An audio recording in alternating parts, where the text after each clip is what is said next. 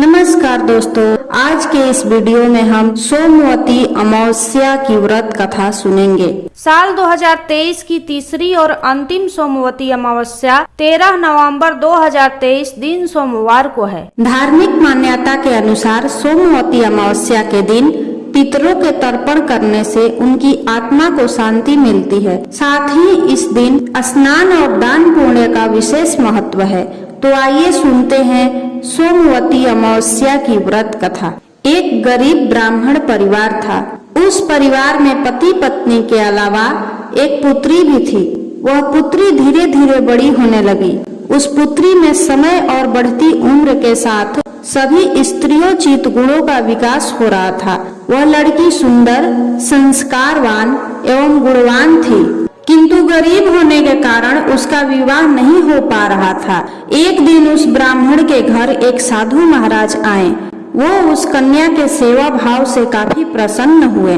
कन्या को लंबी आयु का आशीर्वाद देते हुए साधु ने कहा कि इस कन्या के हथेली में विवाह योग्य रेखा नहीं है। तब ब्राह्मण दंपति ने साधु से उपाय पूछा कि कन्या ऐसा क्या करे कि उसके हाथ में विवाह योग बन जाए। साधु ने कुछ देर विचार करने के बाद अपनी अंतर्दृष्टि से ध्यान करके बताया कि कुछ दूरी पर एक गांव में सोना नाम की धोबिन जाति की एक महिला अपने बेटे और बहू के साथ रहती है, जो बहुत ही आचार विचार और संस्कार संपन्न तथा पति परायण है। यदि यह कन्या उसकी सेवा करे और वह महिला इसकी शादी में अपने मांग का सिंदूर लगा दे, उसके बाद इस कन्या का विवाह हो तो इस कन्या का वैधव्य योग मिट सकता है। साधु ने यह भी बताया कि वह महिला कहीं आती जाती नहीं है। यह बात सुनकर ब्राह्मणी ने अपनी बेटी से धोबिन की सेवा करने की बात कही। अगले दिन से ही कन्या प्रातः काल ही उठकर सोना धोबिन के घर जाकर साफ सफाई और अन्य सारे काम करके अपने घर वापस आ जाती। एक दिन सोना धोबिन अपनी बहू से कहने लगी कि तुम तो सुबह ही उठकर सारे काम कर लेती हो और पता भी नहीं चलता। बहू ने कहा, माँ जी, मैंने तो सोचा कि आप ही सुबह उठकर सारे काम खुद ही खत्म कर लेती हैं।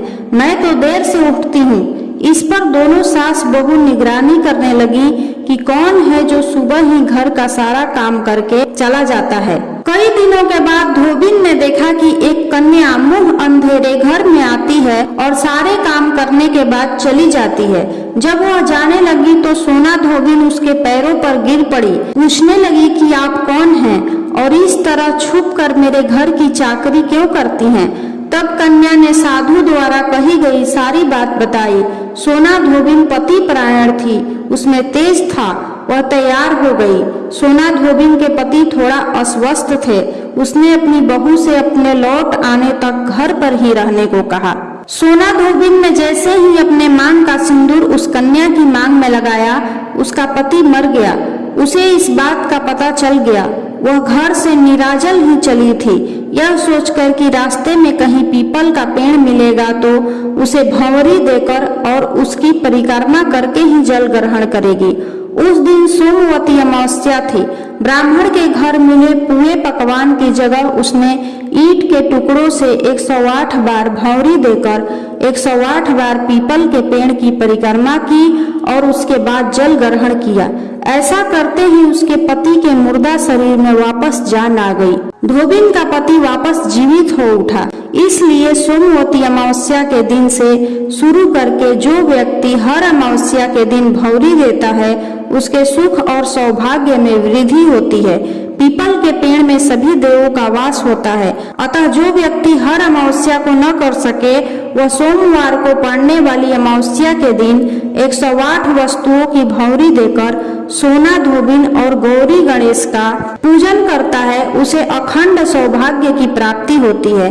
उम्मीद है आपको सोमवती अमावस्या की व्रत कथा अच्छी लगी होगी। यदि आपको यह कथा पसंद आई हो तो इसे लाइक करें, वीडियो को ज्यादा से ज्यादा शेयर करें और चैनल को सब्सक्राइब जरूर करें। हर हर महादेव।